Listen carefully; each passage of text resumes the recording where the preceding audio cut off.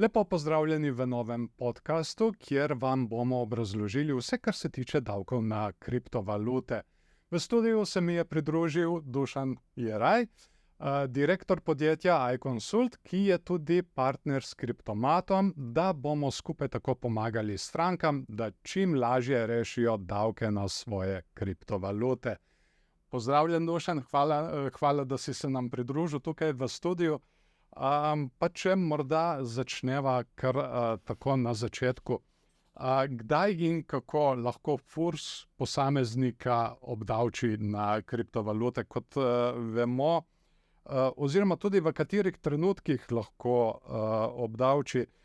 Kot vemo, tukaj naj bi ga obdavčil tudi ob nakupu ali pridobitvi kriptovalute, ob posedovanju. Ta tretji dogodek pa je ob zamenjavi ali prodaji kriptovalute, kar je seveda logično, ne? Ja. Ampak najbolj me zanimata te dva, ob nakupu ali pridobitvi kriptovalute in pa ob posedovanju kriptovalute. Kako je to možno? Zakaj se to lahko zgodi? Tako je. Ko govorimo o kriptovalutah, je treba razumeti, da se ta del ekonomije izredno hitro razvija. Zdaj, in tudi, ko v bistvu posameznik postavi vprašanje, ali bom v primeru prodaje kriptovalute mogel plačati kaj davka, si moramo najprej postaviti vprašanje, kako si pa to kriptovaluto dobil. Zdaj, če dejansko rečemo, imamo posameznika, ki samo kupi, malo karikiram, en bitcoin, ga drži v svoj denarnici in ga čez x časa proda, zdaj ali je to en dan, ali en mesec, ali 5 let, načeloma ne igra nobene vloge, potem in če pod pogojem, da zna pojasniti, odkot mu denar, da je ta bitcoin dobil, potem v bistvu ta posameznik z davčno pravo po trenutni zakonodaji in tolmačenjih ne bo imel nobenega problema. Zdaj, dosti posameznikov pa pride k nam z vprašanjem, kaj se pa zgodi v primeru, ko sem kriptovaluto zaslužil. Zdaj, zaslužil sem jo lahko ali s svojim delom, ali s tem, da sem, ne vem, malo bom poenostavil, ker moram povedati, da ne poznam zelo podrobno tega področja, ampak rečemo, da si ga zmajnal. Tretje je potem, da si v bistvu ta bitcoin dobil kot ene vrste airdrop, oziroma pač ne bitcoin, ampak en drug kriptožeton, ali na kakšen drug način. Se pravi, v vseh teh primerih se pa pri posamezniku lahko zgodi to, da bi pa ta pridobitev že samo po sebi bila obdavčena. Zdaj, če vzamemo en enostaven primer. Jaz danes delam za eno spletno platformo, ki dela v tem kriptosvetu, in v bistvu se dogovorim, da mi del plačila pripada v denarju, ki se nakaže na moj račun, del ga pa dobim v enih kriptožetonih. Zdaj jasno, v bistvu, če prijavim kot moj prihodek samo denar, ki sem ga dobil na svoj TRR, potem sem zamolčal del svojega prihodka, ki sem ga zaslužil z delom v obliki kriptovalute, in v tem primeru bi na ta znesek, če bi ga ustrezno in pravilno prijavil, mogel plačati nekaj davka. Zdaj, obdavčitev tega dohodka je odvisna potem, kakšno je moje razmerje z posameznikom ali pa firmo, ki mi je ta kriptožeton dala. Se pravi, tule se teh problemov moramo zavedati. Zdaj, druga stvar je potem obdavčitev tekom posedovanja te kriptovalute, je tudi v bistvu dosti teh transakcij, ker posameznik vloži svoj del svojega premoženja, svojega portfelja v en sistem, ki mu prinaša ene redne dohodke. Zdaj, ali je to, ne vem, stekanje ali kakršenkoli drug primer, se pravi, ko ti s tem, ko tvegaš svojim portfeljem, dobivaš dohodke, je ta vir tudi potem obdavčen. Zdaj, bom rekel, z vidika zakona o dohodnini se pač to šteje po svoje kot dolžniško-upniško razmerje, se pravi, nekomu si nekaj posodil in v zameno dobiš potem poleg vračila glavnice tudi obresti, so te obresti na en način obdavčene. In v teh dveh primerih je pač treba potem vedno natančno pogledati, kakšno je razmerje med mano kot imetnikom tega kriptožetona in tistim, ki mi je ta kriptožeton dal. Šele na tej podlagi lahko potem ugotovimo točno, kakšna bi bila odločitev, če sploh bo. Zdaj, tudi pri teh airdropih, bom rekel, če malo poenostavim, v večini primerov načeloma ne bi smeli imeti problema prejemniki, če jih dobivajo kot ene vrste ugodnost, ki jo pač ta izdajatelj da eni splošni javnosti, ker pričakuje, da se bo pač ta žeton malo bolj začel uporabljati, pa da bom rekel, da se malo trg zbudi, ker v tem primeru gre spet za ugodnosti manjše vrednosti, ki so dane vsem kupcem blaga ali storitev pod enakimi pogoji. Zdaj, če gre pa za kakšne večje transakcije, je pa zadeva seveda obdavčena. Ne vem, sem vplivnik na, ne vem, eni platformi objavim en video in pač tista izdajatelj kriptožetona, ki sem ga hvalil, me pač ustrezno nagradi verjetno z njegovimi kriptožetoni. Ne z denarjem na račun, ker pač to je težava. Torej, na to vprašanje ni možno čisto jasno odgovoriti, pa zdaj našteti vseh primerov, ki se pojavijo, ampak bom rekel, izhajam iz tega, da posamezniki, ki dobivajo pač določeno premoženje na način, ki ne izhaja iz njihovih prihrankov za nakon kriptožetona, bi pač mogli od tega plačati. Verjetno plačati nekaj davka. Kakšne so pa obdavčitve, če trgujemo s kriptovalutami? Ja, zdaj obdavčitev pri fizičnih osebah je, bom rekel, splošno pravilo je, da davka ni. Davčna uprava je že v letu 2017-2018 izdala eno pojasnilo, ker je v bistvu pojasnila, da se posedovanje in potem prodaja kriptovalute z vidika zakona o dohodnini šteje kot dohodek iz prodaje premičnega premoženja. Se pravi, postavimo se v vlogo, ko prodajamo rabljen avto, ne plačamo nobenega davka. Če prodajamo rabljeno hišo, ne plačamo nobenega davka. Če bom rekel, gremo v trgovino in prodamo zlatkovanec, ki smo ga kupili pred časom, tudi od tega ne bomo plačali nobenega davka. In tudi v bistvu kriptožetoni so z vidika dohodnine spadajo v to kategorijo. Kar pomeni, če posameznik v bistvu v tem delu samo varčuje del svojega premoženja v kriptovalutah, potem na dohodkih, ki jih pri tem ustvarja, ne bo plačal nobenega davka. Jasno pa je, v določenih skrajnih primerih se pa način vlaganja ali pa hranjenja in upravljanja s temi kriptožetoni pa lahko začne šteti kot dohodek iz dejavnosti. V tem primeru bi pa potem davčna uprava lahko od posameznika zahtevala, da posameznik potem plača vsako leto dohodek na davek od dohodka iz dejavnosti na dobiček, ki ga je s temi transakcijami upravil. In v tem primeru, bom rekel, moramo biti pazljivi, da lahko posamezniki, če imajo večje število transakcij, če ustvarjajo večje dobičke, da zelo hitro postanejo v bistvu predmet obdavčitve. Spet, če bi poenostavil, če imamo posameznika, ki uspe s svojim portfeljem, si pač zasluži za svoje tekoče življenje, potem ta posameznik za njega to upravljanje čisto res predstavlja eno dejavnost, iz katerega potem financira svoje privat življenje. In v tem primeru smo zelo blizu temu, da bi posameznik mogel te dohodke napovedati in od njih plačati. Zdaj, za hodelko ste že tudi omenili, ni obdavčitve. Tako, naj ne bi bilo zdaj težavo, imamo tam, ker pri posamezniku mogoče ne znamo čisto jasno ločiti portfelja. Se pravi, imamo posameznika kupil, ne vem, malo karikiram, 10 bitcoinov, te drži, tule se pa ukvarja z trgovanjem pa z enimi drugimi kriptovalutami, ker je pa lahko v bistvu že zelo blizu dejavnosti. In v tem delu lahko pride, bom rekel, do teh mejnih primerov, ki jih je treba bolj podrobno povedati. Ampak če rečem, predvidevam, da večina vaših vlagateljev bi zaradi trenutnega posnila Fursa ne bi smela imeti problema z obdavčitvijo. Kolikšno pa je to obdobje v očeh Fursa? Kot vemo, kriptovalute jih kupiš v enem času, v 3 mesecih, lahko grejo kar precej gor, pa se odločiš takrat prodati. Recimo, ne vem, bi se to obdobje 3 mesecev lahko že upoštevalo kot hodel ali ne? Ni čisto jasnega odgovora. Zdaj v bistvu mogoče bi povedal en primer iz prakse. Se pravi, vedno, ko rešujemo tudi davčne probleme na področju kriptovalut, običajno iščemo analogijo z transakcijami, ki se dogajajo v običajnem življenju. Zdaj, ne vem, tipični primer je eno pojasnilo Fursa, ki pravi, če ti kupiš avto, rabljen avto z namenom, da ga boš prodal naprej, ni važno, koliko teh transakcij si naredil. Se pravi, tudi če si naredil na leto samo eno transakcijo, s ciljem, da boš preprodajal stvar v dobiček, se to šteje kot dejavnost. In tudi v bistvu pri kriptovalutah zelo težko si predstavljam nekoga, ki bi se danes spomnil, jaz pa imam 1000 evrov, pa jih bom zdaj vložil v eno kriptovaluto, bom naredil salski dobiček in potem bom iz tega izstopil, ker ta zadeva se mi zdi zelo podobna kot v igralnici. Pač postaneš malo zasvojen z adrenalinom, danes bomo šli malo gor, jutri smo šli malo dol, ampak bomo šli spet gor.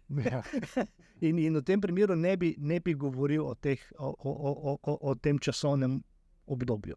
Zdaj, bolj pomembno je v bistvu, koliko transakcij posameznik dela Ali dela s svojim lastnim premoženjem, ali je tudi potem, ko uspešno naredi eno transakcijo, rekel še, fota, da mi še ti malo posod, pa prijatelj mi je še malo posodil, pa sem jaz to pol, ki je enega portfelja upravljal.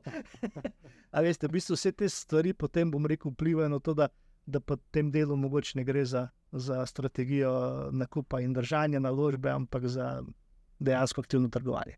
In tudi pri tisto, kar je pa pomembno, pri aktivnem trgovanju nimamo čist jasne meje, kdaj smo preko tega. Zdaj, in če gledam iz vidika posameznega uradnika na Fursu, ko bo gledal tega posameznika, se bo vprašal, bo imel večji motiv, da tega posameznika obdavči, če so pač bili jasno dobički večji. In v tem delu se je treba zavedati malo teh tveganj, da čisto zares jasnih mej med tem, kdaj govorimo o obdavčeni dejavnosti in kdaj je bil to prodaja premoženja ni. Zdaj, mogoče spet ena analogija iz prakse, primer zbiratelji. Zbiram slike, zbiram nalepke, zbiram igračke, zbiram, ne vem, Lego komplete. In vse te stvari s časom lahko pridobijo na vrednosti. Zdaj, če sem jaz to nekoč kupil, pa danes 2 kompleta zamenjam, da bom dobil enega tretjega, ki mi je zelo pri srcu, potem je to moj hobi in v bistvu tega ne delam zaradi tega, da bom ustvaril dobiček. To, če sem pri prodaji teh 2 ustvaril dobiček, ki se je kupil za 10 evrov, zdaj se je pa prodal za 100. Medtem ko v primeru, ko se pes profesionalno narekovaju ukvarjam s tem, da iščem poceni komplete, pa jih potem pač na drugi strani uspem dražje prodajati, je pa tudi, če je teh transakcij relativno malo, se lahko to zelo hitro šteje kot dejavnost. Zdaj, če izpostavimo en zelo preprost primer.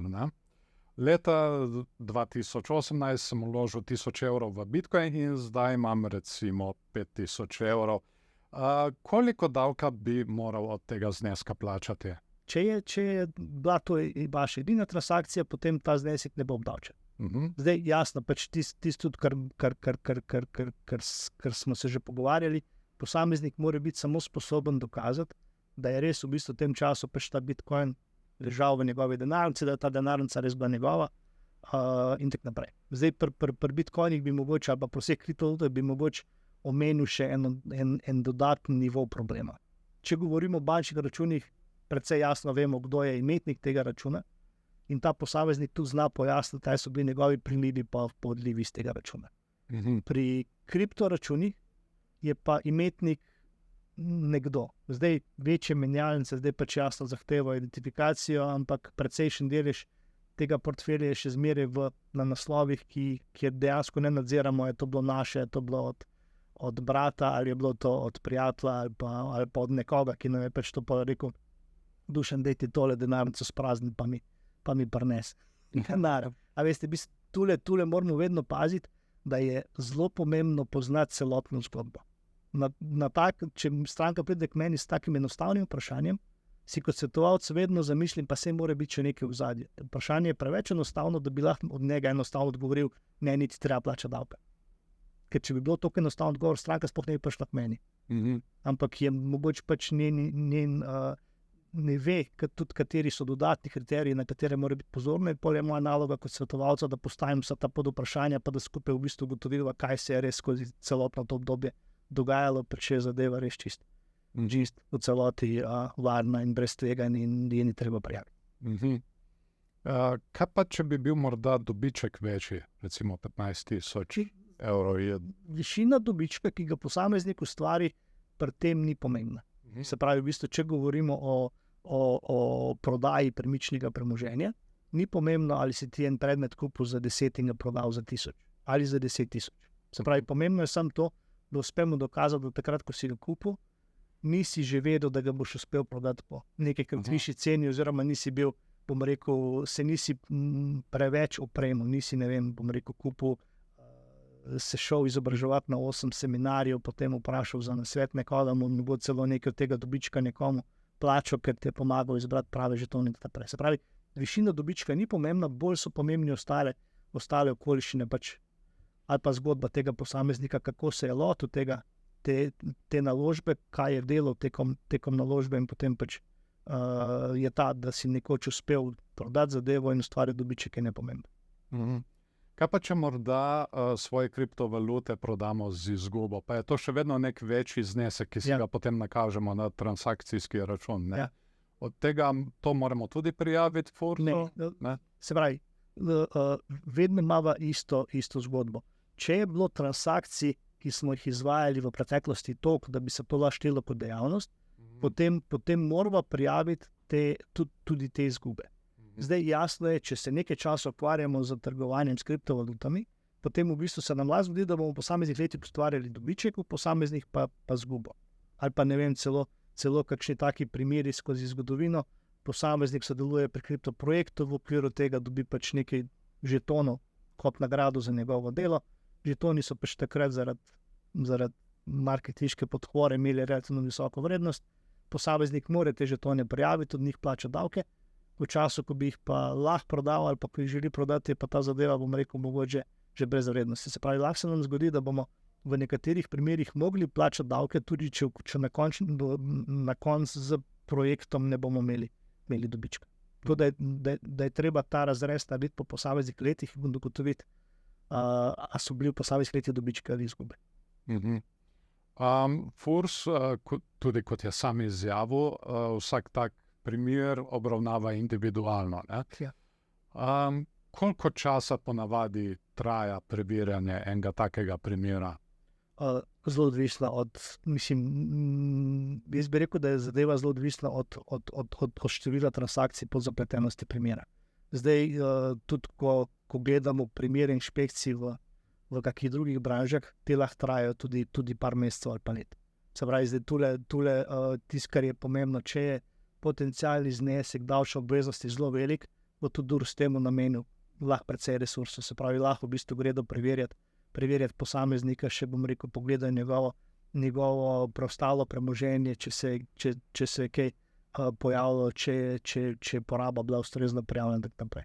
Zdaj, tudi kar je mogoče pomembno iz vidika tega nadzora, nadzori so možni ali inšpekcijski nadzor za obdobje zadnjih 5 let pred letom, ko se je postopek začel, ali pa nadzor nad nepojasnjenimi dohodki, ki se pa celo lahko odvija za obdobje 10 let od letos. Se pravi, inšpektor bi danes še lahko začel postopek inšpeciranja od leta 2014 naprej in od posameznika zahteval, da mu predloži popis svojega premoženja, ki ga je imel v tistem obdobju. Če posameznik pač na katerokoli vprašanje ali pa kakšnega dogodka ne zna pojasniti, potem se nam zelo hitro zgodi kakšna težava. A pa Furs tukaj obravnava samo naročila, prodaji nakupov ali tudi posamezne transakcije, ki so lahko del teh naročil, prodaji in nakupov. Kot vemo, če jaz naredim eno prodajo bitcoina, se ne bo to takoj prodalo. Bo na primer od mene kupilo več ljudi in to je tudi več transakcij pod enim naročilom. Zdaj, tisto, kar je moje osebno mnenje, je to, da bi davčna uprava morala posamezno naročilo šteti kot eno transakcijo. Se pravi, ko se jaz kot vlagatelj odločim, da bom kupil en bitcoin, ne bi smelo biti pomembno, koliko transakcij se potem v sistemu moglo zgoditi, da sem jaz ta bitcoin pridobil 1,000.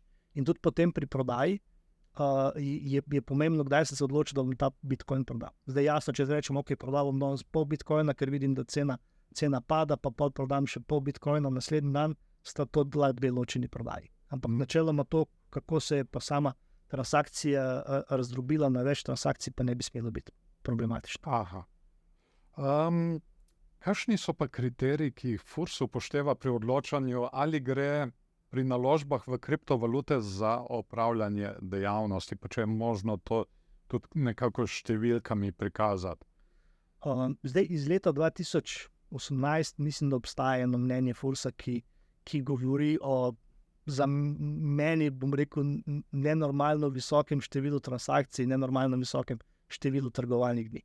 Se pravi, če bi v bistvu gledali te kriterije, potem posamezniki, razen če se ne ukvarjajo s tem res dnevno, ne bodo padli v situacijo, ko se ukvarjajo z dejavnostjo. Je pa treba paziti, da te številke niso edini kriteriji, da bi lahko DURS pri presoji potem rekel, se tule imamo še pa par drugih stvari, ki pa bolj jasno kažejo na to, kdaj gre za dejavnost ali ne. To, da jaz se na te številke ne bi v nobenem primeru 100% zanašal, so pa en dober pokazatelj v bistvu tega, da so posamezniki lahko precej pomirjeni, dokler se, bom rekel, aktivno ne ukvarjajo z trgovanjem. Pa moramo obvezno tudi registrirati dejavnost, če opravljamo trgovanje s kriptovaluto? Če posameznik presodi, da je obseg trgovanja tako velik, da izpolnjuje pogoje za dejavnost, potem bi zato mogel registrirati status SP. In potem te transakcije prikazovati znotraj, bom rekel, računovodskega poročanja. Zdaj tudi pri SP imamo potem nekaj variant glede načina plačevanja prispevkov, ali si zaposlen, ali si brezposeln, je različna višina prispevkov, tudi način ugotavljanja davčne osnove, potem imamo normiran SP, pa SP po dejanskih podatkih. Tu znotraj je treba, da se posameznik, se pravi, ko se začnete zavedati, da če obstaja tveganje, da opravljate dejavnost, pejte res k enemu strokovnjaku, da vam pove, ali tveganje je ali ga ni. Zdaj, če je pa potem treba tudi v bistvu ugotoviti, koliko veliko je in tudi mogoče oceniti zdaj, kaj vse je treba narediti za to, da to tveganje maksimalno zmanjšamo. Zdaj, pri SP-ju je težava v tem, da se dobički, če, bom rekel, prihodki po zdajšnji zakonodaji presegajo, da ne moreš več biti normiran SP, se dobički tega SP-ja prištevajo letni davčni osnovi. Se pravi, lahko odločitev teh dobičkov tudi med 16 in 50 odstotki.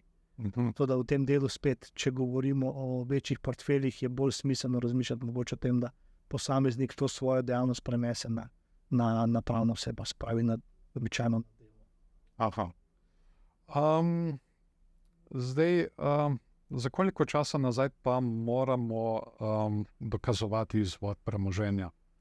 Zdaj, tako sem rekel, se pravi, davčno pravo lahko danes pri posamezniku, pri katerem dvomi ali pa, bom rekel, manj indice, da je prišlo do relativno visokega neprijavljenega zneska dohodkov, inšpicira tudi obdobje zadnjih 10 let. Se pravi, v bistvu moramo vedeti, kakšno je bilo naše premoženje 1. januarja 2014. Zdaj to obdobje pač jasno bo v decembru, bomo 14 dali dol iz mize in se bomo ukvarjali z letom 15. Se pravi, v tem delu je to obdobje relativno dolgo. Se pa še dodatno lahko pojavi pa težava z dokazovanjem izvora premoženja, naprimer banka, ker pa banka zahteva tudi dokazilo o izvoru premoženja posameznika. Zdaj v tem delu ni dovolj, da mi rečemo banki, jaz ta denar imam trenutno v kriptovaluti, ki bom nakazal na banko, ampak v bistvu moramo tudi pojasniti celotno zgodovino, ki jo imamo. Kar pomeni, da v bistvu moramo razkriti pač, bom rekel, celotno zgodovino, ki jo imamo v kriptosvetu, kar pomeni, da nekateri posamezniki so mogoče pač rabijo imeti podatke iz leta 2. Ne vem, 11, 12, 10, kdaj se je Bitcoin pojavil, kar pomeni, da je to obdobje lahko dejansko zelo dolgo. Se pravi, kar se davčnega zadeve tiče, praviloma bo DURS inšpiciral zadnjih 5 let, lahko inšpicira 10 let, pri prenosu premoženja na banko se nam pa lahko pojavi problem, da bo pa banka zahtevala tudi v bistvu dokazila za daljše časovno obdobje. Kdo pa vse lahko zahteva od nas dokazilo o izvoru premoženja? Omenili smo FURS, omenili ste banke, še kdo? Zdaj en tak zanimiv primer sem imel zdajle v praksi. Stranka prodaja stanovanje, prodaja hišo, prodaja svoj delež v DOO-ju in v tem primeru ji pač kupec ponudi, jaz bi ti pa del kupnine dal v kriptovalutah. Če banka te kriptovalute sprejme, v bistvu je, da če jih stranka sprejme, potem v bistvu se tudi mora stranka zavedati, da lahko banka, ko bo te kriptožetone hotela spraviti, ko jih bo prodala in spravila denar na račun pri banki, da bo tudi v bistvu banka takrat lahko od nje zahtevala potrdilo o izvoru premoženja njenega kupca. Pravi, moramo se zavedati, da včasih ni dovolj samo dokazila našega premoženja, ampak tudi v bistvu, če smo te kriptožetone dobili kot plačilo za določeno prodajo blaga, da moramo biti sposobni tudi dokazati, da nam jih je kupec zagotovil iz svojega pojasnjenega premoženja. Zdaj pač jasno, tudi obstaja veliko tveganje pranja denarja in v tem delu se pač banke zelo bojijo sprejemati denar, za katerega ni zelo jasno dokazljivo, da izvira iz ene legalne dejavnosti. Kaj pa, če morda ne moremo dokazati izvor svojega premoženja? Kaj se v takem momentu lahko zgodi? Lahko imamo problem z davčno pravo, ki nam lahko tako premoženje obdavči. Se pravi, če pač, ne vem, jaz prijam nos na FURS, pa rečem, imam 10 bitcoinov, rad bi jih dal na banko, pa ti znam povedati, odkot so potem imela Durs v bistvu obdavči s tem. V tistem postopku sem rekel, da pač lahko inšpicirajo zadnjem obdobje 10 let in obdavči s 50% na ta znesek. Zdaj tudi, bom rekel, banka, ko ne kažem denar, lahko ta denar zadrži. In če ne znam pojasniti izvora tega premoženja, bo pač to informacijo potem posredovala Uradu za preprečevanje pranja denarja, davčni upravi in policiji. In potem pač lahko ti pridejo pa me vprašajo, odkot pa tebi to premoženje in pač preverijo, če obstaja kakšen sum, da sem se ukvarjal s kakšno prepovedano dejavnostjo, delal kakšne kazniva dejanja ali karkoli. V tem delu se treba zavedati tega tveganja, da ko premoženje pride na en račun, ki ga pač nadzira ena ustanova, lahko je to banka, lahko je to kriptomedijalnica, kdorkoli, se pač lahko v okviru tega pregleda z vidika preprečevanja pranja denarja pač denar zadrži, dokler se ne reši določene nejasnosti. V tem delu pač posameznik verjetno najbolj sam ve, odkot to premoženje izvira in pač kakšne vse aktivnosti more izvesti, da ga bo lahko nekoč v prihodnosti pač normalno uporabljal. Zdaj, jaz sem tukaj pomislil tudi na en primer, ki lahko zadane vsakega slehernika. Naprimer, en sorodnik mi da darilo 1000 evrov, jaz to vložim v kriptovalute, Yeah. To seveda zraste čez par let in potem jaz hočem to unovčiti, Yeah. in seveda je treba pač predstaviti dokazila o premoženju. Zdaj, tukaj se postavijo vprašanja, ali bo ta sorodnik kot priča in kaj, če se kaj v tem času zgodi s tem sorodnikom, in ne more pričati, da je to on potem dejansko meni dal kot darilo. Ja. Je Glavna težava. Ja, je kar... Ja, mislim, zdaj, jasno, s 1000 evri verjetno ne bomo imela toliko velikega problema, še posebej, če so bile zraven kakšne priče, pa se mogoče vse on, pa ste se vi komu pohvalili, pač v tem primeru lahko povabimo ali pa predlagamo za pričo vse posameznike, ki bi v tem dogodku lahko kaj povedali. Zdaj jasno, če gre za večje zneske, vedno strankam predlagam, možni so ustni dogovori, ampak dejte zadevo na papir, da v primeru, če boste rabili dokazilo, da ga boste imeli. Zdaj, najtežje je potem, rekel, letati okrog sorodnikov, pa jih prositi za podpis enega dokumenta, mogoče se tega niti ne spomnijo, mogoče tudi tega ne bi hoteli podpisati. V praksi sem imel primer, oče, ker mu sin ni dovolil pač, ene transakcije, je to vseeno naredil. Oče je zdaj pač v bistvu bil pol povabljen kot priča na Durs skupaj s svojim sinom, ker sta bila oba dva priče in zdaj se pač tam pol oče si je začela prepirati, zakaj je zdaj oče to naredil. Pridemo v situacijo, ki ni zmeraj idealna. In v tem delu je pač, se mi zdi smiselno, pravočasno poskrbeti za to, da imamo ta dokazila zbrana, shranjena in da jih bomo rabili, da jih bomo dali. Zdaj, na Kriptomat platformi lahko zelo enostavno izvozimo vse podatke, transakcije. Že tako na prvi strani, ko se prijavim, lahko grem na prikaz zgodovine transakcij in tam izvozim CSV in mi uredi lepo vso tabelo. Je to dovolj za FURS? Oziroma bom tako vprašal, kakšen bi bil dejanski postopek prijave naših dobičkov FURS-u?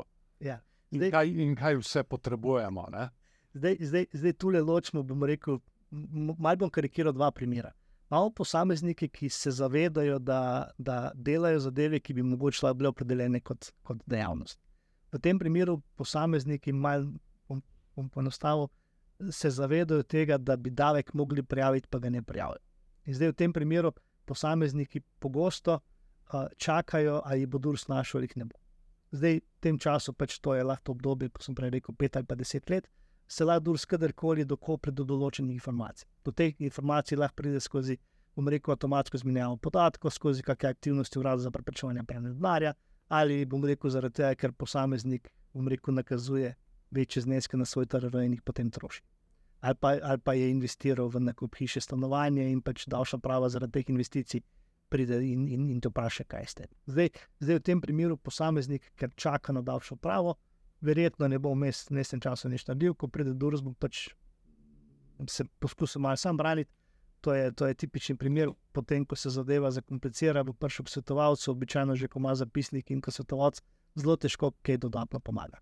In v tem primeru je pač težava tudi v tem, da če se prej dokumenti niso ustrezno zbirali, je lahko zelo velik razpon tega, kaj je potencialna davčna osnova. V drugi skupini so posamezniki, ki se tega problema, bom rekel, ali pa še iz te prve skupine, se par posameznikov, ko vidijo, da jim je pa zadeva dejansko zalaufala in vidijo, da tveganje postaje čedalje večje, se pač v enem mestnem času odločijo, zdaj bi pa mi šli na FURS pa te zadeve prijavili, plačali mogoče davke za nazaj, ker jih pa zdaj zaradi portfelja lahko plačamo. V tem primeru je pač dobro iti ne na FURS pa reči, smo na ta problem, pa bi ga rad rešil, ampak pejte najprej k računovodji, ki ga poznate, ali pa ki ne bo davčnemu svetovalcu, da skupaj pogledate dokumente, da se popravita in se potem naredi ta naslednji korak na davčno pravo, ker se mogoče povprašajo še za kakšne malenkosti, da vemo, kaj je tisti, bom se malo pohecel, minimalni znesek, ki ga DURS moral plačati. Zdaj, če gre ta posameznik brez informiranja na davčno pravo, potem vemo, da davčno pravo teži k temu, da pobere čim več davka. Svetovalci pa računovodje poskušamo malo, da se pač davka plača samo to, kot ga res moraš plačati. In če posameznik nima te informacije, kje so tiste sive cone, mu bo DURS mogoče zahteval, da plača več, kot bi čisto res mogel. Inšpektor ali pa referent na DURS-u ne bo nikoli razmišljal o tem, kaj so pa zdaj zadeve, ki pa zmanjšujejo lahko te dobičke, ki si jih ustvaril skozi vlaganje v kriptovalute. Zdaj, na drugi strani imamo pa posamezniki, ki se mogoče niti ne zavedajo, da opravljajo dejavnost, ali pa v bistvu eni točki pridejo čez, pri teh je pa situacija malo težja, ker ne zbirajo informacij, mogoče niti nimajo kakih backupov. Imeli smo že primere, ko posameznik reče, jaz sem najprej imel pač premoženje na eni kriptoborzi, potem sem ga prestavil na drugo, ona prejšnja je šla zdaj v stečaj, oziroma in ni več, ne vem, kako dobiti podatke, in tam pa dejansko imamo lahko relativno večje probleme potem pri zbiranju teh informacij. Se pravi, moj predlog bi vedno bil, poiščite si malo strokovne pomoči, dajte se mogoče res, zdaj tudi na internetu je kar nekaj informacij, glede tega, pač v katero kategorijo in kakšna bi bila odločitev teh transakcij. Če te informacije niso dovolj, če mislite, da je vaš primer kaj bolj poseben, dajte obiščite enega računovodja in naučnega svetovalca, ki on na tem področju svetoval, pa vas poskusil usmeriti v bistvu, kaj je tisto, kar je nujno treba narediti. Zdaj, jasno pa je, da če gre za dejavnost, moramo potem te podatke, ki jih imamo iz trgovanja, urediti, računovodstvo jih mora poknjižiti, da se pripravi pač bilanca stanja, izkaz poslovnega izida, in potem na tej podlagi, pač bom rekel, pripravi tudi obračun davkov dohodkov iz dejavnosti in davek plačati. Zdaj, ena stvar, ki je mogoče tudi pomembna za razumevanje, pri odločitvi kriptovalut nas ne zanima razlika med vplačilom nekoč pa današnjim izplačilom, ampak nas zanima tudi vsaka posamezna transakcija, ki se je vmes zgodila. Zdaj, v tem primeru, če smo pri eni kriptovaluti ustvarili 100 enot dobička, pa pri drugi 50 enot izgube, moramo v bistvu obedve transakciji poknjižiti in v izkazu poslovnega izida prikazati celotne prihodke in vse stroške. In to, da imamo danes, ne vem, da bomo na račun sam nakazali 100,000 evrov, načeloma ni zadostna informacija.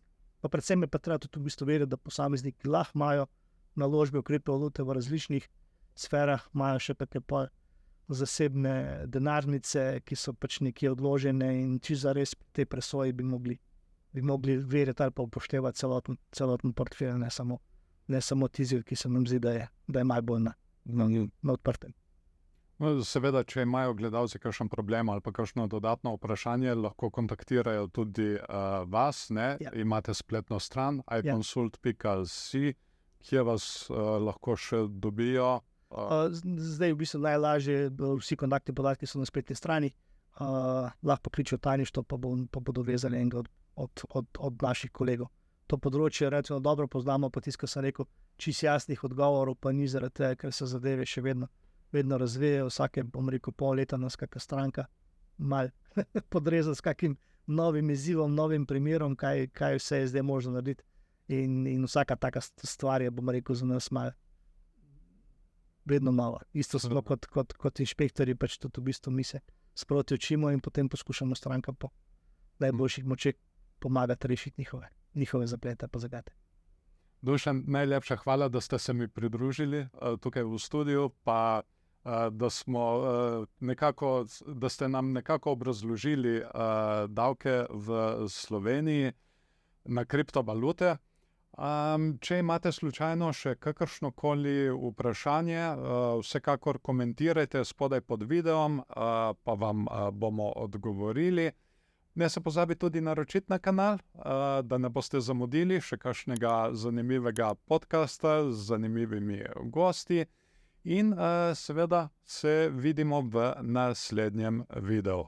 Hvala za povabilo. Hvala vam.